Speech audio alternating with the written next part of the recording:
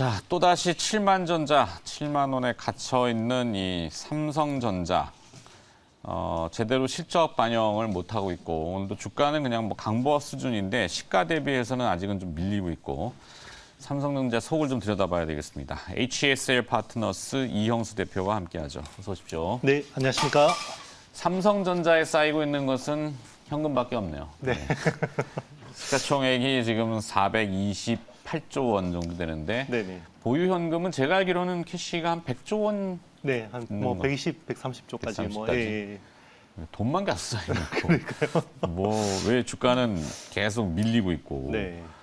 자 일단 오늘 3분기 잠정 실적은 내놨는데 네. 어떻게 좀 들여다보세요? 뭐 앞에 뭐 다 평이한 얘기들 네네네. 빼고 이영수 네. 대표의 생각을 좀 알아보죠. 네, 일단 뭐 반도체는 너무 좋게 나왔고 세트가 또 상대적으로 부진했는데요. 네. 뭐 이게 최근 뭐 시장 흐름이나 뭐 지금 업황들을 보면 당연히 그럴 수밖에 없고요. 핸드셋 말씀하시는 네네, 모바일 맞습니다. 폰. 네, 핸드셋도 그렇고 전반적으로 세트 자체가 이게 아무래도 저 코로나19 때문에 그러니까 조립이 잘 안 되는 부분들이 있고 물류도 지금 꽉 막혀 있고요. 그렇죠. 동맥경화처럼 꽉 맞아. 막혀 있고 그리고 자꾸 원자재 가격들, 부품 가격들 오르니까 생산 원가가 네, 좀 원가가 오르니까 이게 이제 그동안에는 이제 이 쇼티지가 나니까 반도체 가격이 오르겠다라고 해서 뭐 기대감으로 이렇게 매번 나왔던 네네. 뉴스가 이제 차량용 반도체 쇼티지, 그렇죠. 쇼티지, 물론 쇼티지. 이제 그렇죠. 뭐 반도체 종류는 많지만 맞습니다. 참 이게 이제 좋게 봤는데 네.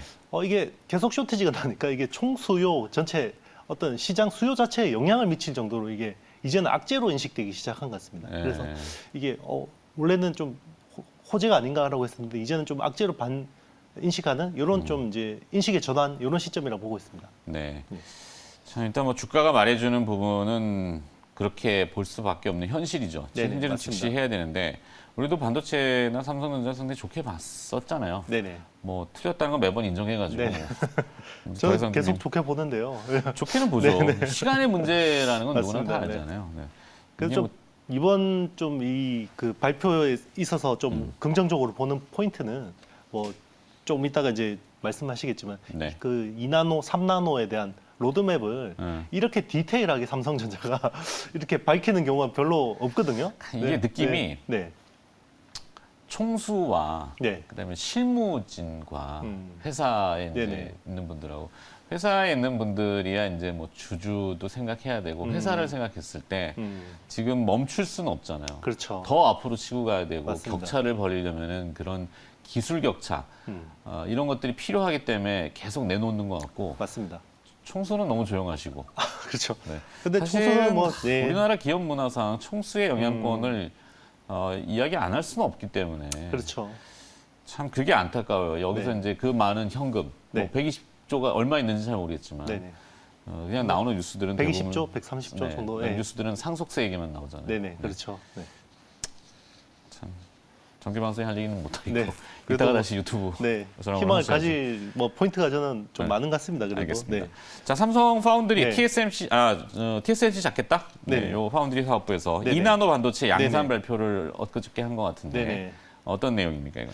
이게 사실 시장 분위기만 좋았으면 굉장히 반도체 섹터의 큰 호재거든요. 네, 이거 왜냐하면 3나노 게이트 올 어라운드라는 이제 기술을 GAA. 네네. 예. 내년 하반기에 원래 양산 목표로 잡았었어요.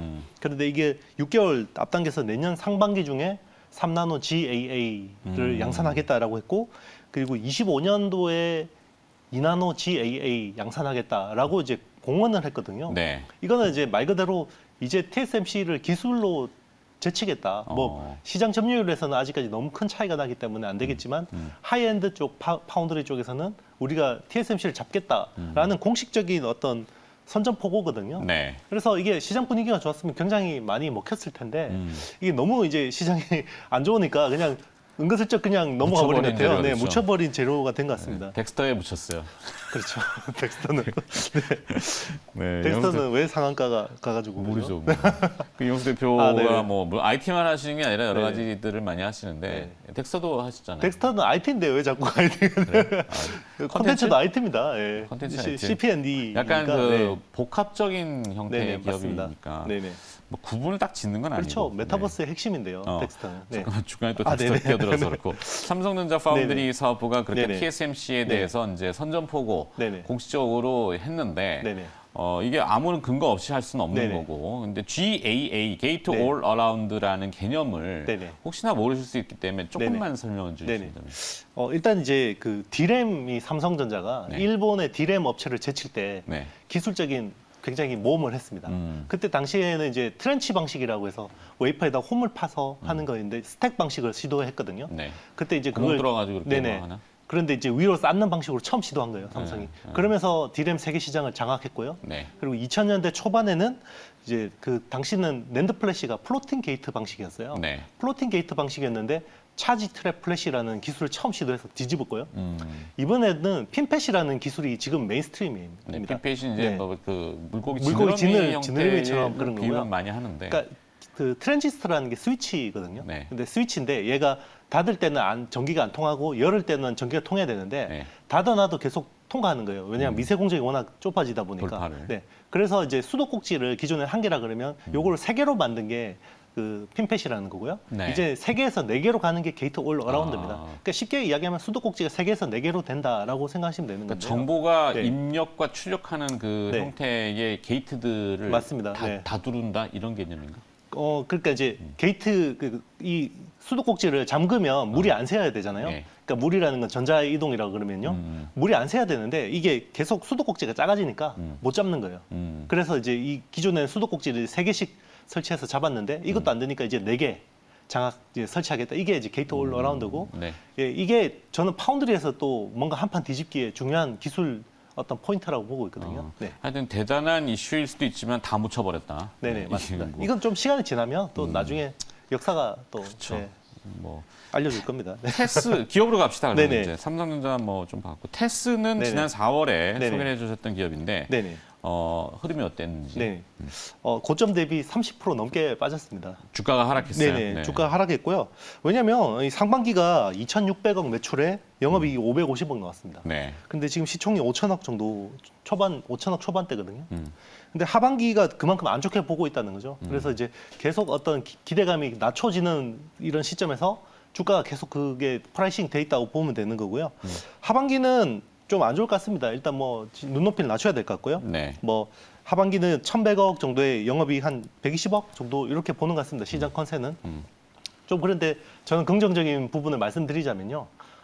이르면 4분기에 삼성전자가 낸드 플래시 추가 발주를 낼 수 있다고 보고 있습니다. 네. 그러면 이거는 이제 이미 실적을 지금 보는 그 시장은 아니거든요.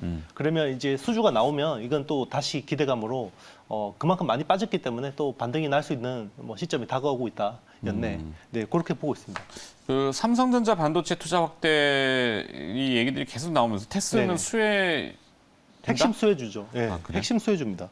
그래서 사실 이렇게까지 빠져야 되는 건가라고 이제 좀 의문이 드는데요. 아무래도 아무래도 우여곡절이 네, 있는 거죠. 그렇죠. 아무래도 기관이나 외국인들이 많이 들고 있는 종목이다 이게 보니까 그들만의 네. 리그처럼 이제 개인 투자자분들도 물론 이제 전문적으로 파시는 분들이야 좋게 볼 수 있지만 그렇죠. 사실 그 내용 접근이 한계가 있잖아요. 맞습니다. 그래서 그들만의 리그처럼 그들만이 다 들고 있고 그들만이 팔고 뭐 이렇게 그렇죠. 왔다 갔다 하니까 네네. 주가는 설명이 안 되는. 그렇죠. 실적하고는 전혀 뭐 동떨어져서 움직이는 네, 거죠. 그래서 요즘 쉬운 오징어 게임을 한다니까요. 맞습니다. 네. 테스가 8월에 네네. 100억 규모의 자사도 취득 신탁 네네. 계약 체결을 네. 했어요. 이건 어떤 의미입니까? 이제 뭐 사실 주가에 그렇게 크게 관심 없는 회사예요. 사실 뭐 테스, PSK 둘 다 그런 제조업체들은 회사인데 다 그래. 네. 네. 그래도 이렇게 워낙 빠지니까 자사주 신탁 계약을 하고요. 테스도 계약을 했고 PSK도 계약을 해서 네. 지금 자사주를 이제 조금씩 사고 있습니다. 주가 방어 차원에서. 네네, 방어 차원에서 나선 거는 좀 그래도 긍정적이라고 보고 있습니다. 네. 그것도 뭐 올려서 하는 건 아니잖아요. 맞습니다. 밑에 깔아놓죠. 깔아놨죠. 네. 올려서 살 수가 없죠. 자사주 매입은 그렇게 할 수가 없는 맞습니다. 거기 때문에 법적으로. PSK 3분기 어닝 서프라이즈 나올 가능성 있나요? 오늘 삼성전자는 네네. 사실 어닝 서프라이즈는 맞는데 워낙 네. 예상을 확 위에다 갖다 놔가지고 그 예상치를 막 부합한 정도잖아요. 네. PSK는 3분기 서프라이즈는 좀 힘들 것 같고요. 일단 이제 하반기 실적 뭐 반도체 업황이 둔화되는 거에 대해서는 뭐 지금 이제 뭐 누구나 제로의 여지가 없잖아요. 그게 이제 수요 둔화가 아니라 이제 공급 타이트. 그렇죠. 뭐 이제 셋업체들이 지고 있던 이제 재고 때문에 재고도 이게 이제 그렇고? 그렇죠. 어. 이제 고정거래 가격이 빠진다라고 이제 다 그렇게 보고 있기 때문에 네. 만약에 다 그렇게 보고 있는데 이게 지금 4Q를 고정거래가 디램으로 보면 한 5% 빠지는 걸로 보고 있고요. 시장에서 컨센이 그렇습니다. 내년 1Q가 한 마이너스 10% 정도를 보고 있는데요. 네. 그거보다 덜 빠지면 오히려 서프라이즈인 거죠. 네, 지금 뭐 시장 컨센이 다 그렇기 때문에. 예상을 확 낮춰놨군요. 맞습니다. 네. 그래서 기대감이 낮아져 있다라는 거는 주가적으로는 오히려 더 긍정적이다. 왜냐하면 기대감이 너무 높아져 있으면 이 기대감에 못 미치면 주가가 오히려 빠져버리는데 그렇죠. 삼성전자처럼 네. 지금은 기대감이 다 낮춰져 있기 때문에 오히려 더 주가적으로는 한번 기회를 노려볼 수 있는 타이밍이다라고 보고 있습니다.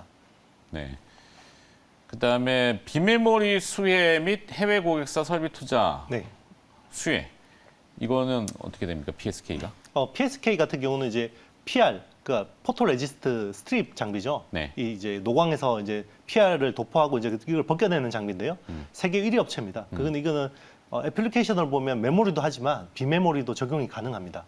그리고 이제 지금 미세 공정이 점점 이제 선폭이 축소되고 있기 때문에 PR을 이제 이게 도포를 하면 이게 무너져요. 그리고 밑에 하드 코팅이라는 걸 하는데 이 하드 코팅을 하면 이게 벗겨내기 되게 힘듭니다. 그래서 이 기술 난이도가 계속 높아지고 있고 그래서 PR 스트립 쪽에 기술 난이도가 높아지면서 단가가 올라가고 있는 상황입니다. 그래서 파운드리 쪽이나 메모리 쪽이나 다 수혜를 보는 그림이고요. 지금 뭐 해외 마이크론이나 뭐 이런 쪽으로도 이제 뉴 하드 마스크 PR 스트립이라는 장비를 납품하고 있고 이 장비는 기존 장비 대비해서 50% 이상 비싼 장비고요. 네. 신규로 내놓은 라인업이 또 있습니다. 이거는 이제 나중에 파운드리에도 적용이 될 수 있는 장비로 보고 있는데 기존 장비 대비해서 한 4-5배 비싸고 있습니다. 네. 비싼 가격인데 전혀 이거 인지를 안 하고 있고 시장에서 안 봐주고 있네요. 네. 네.